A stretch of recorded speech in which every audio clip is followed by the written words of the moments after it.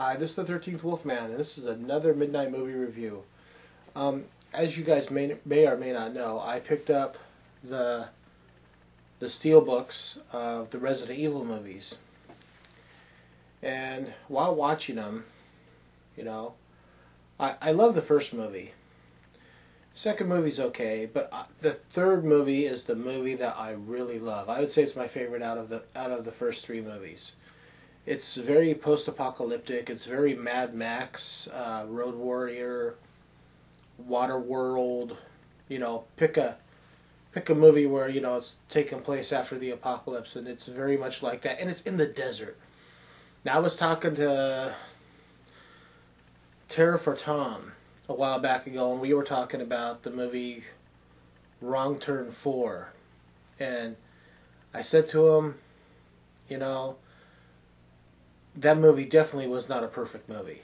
It wasn't, it was okay.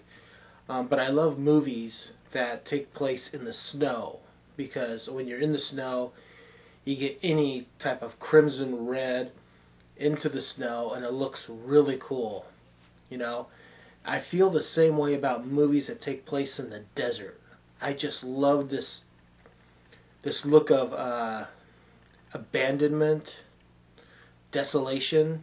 You are stranded into a world where there's nothing around, and of course, you have the gorgeous Milla Jovovich playing Alice.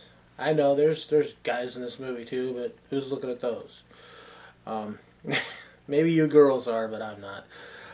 No, this is the third movie, and it takes place years. I'm not sure what the timeline is. I think it's like about 3 years after the third movie. It's supposed to take place somewhere around there, and we find out that Alice, has left, and she's out on the road on her own looking for a cure.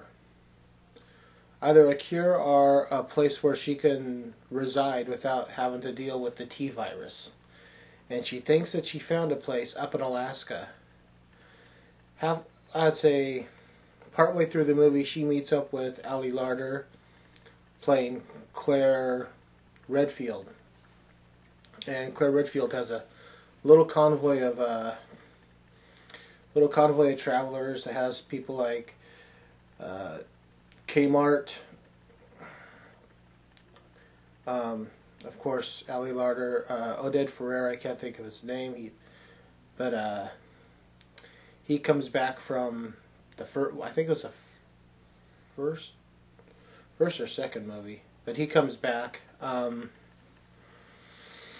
a couple of other scragglers, and we find out that they've been cloning Alice to try to figure out why the original Alice has this inability to just be such a force to be reckoned with, when all the clones are mindless idiots. I mean, they're okay, but they're not as good. They don't have that extra spark inside, so they'll run it through a test, and when it dies, they just get rid of it, and you see in this little gully that it's like 86 or 87 dead Alice's. This was a really cool movie. I like the Resident Evil movies. I was never a player of the game, so I wasn't disappointed, but I liked the movies. So this movie, if I had to give it, I'd say 3.5 chainsaws. I mean, it really is a fun movie. It's a really good movie. I think it's probably got the better storyline. Like I said, I love desolation. I love the apocalypse thing. The fourth movie, Afterlife, was pretty good. It still, I don't know, the third one just had this little twinge of magic to it that I just really, really liked. So this is my review of Resident Evil Extinction, right? Yeah, there it is. I'm actually in the middle of watching it right now. Resident Evil Extinction. There we go. Yeah.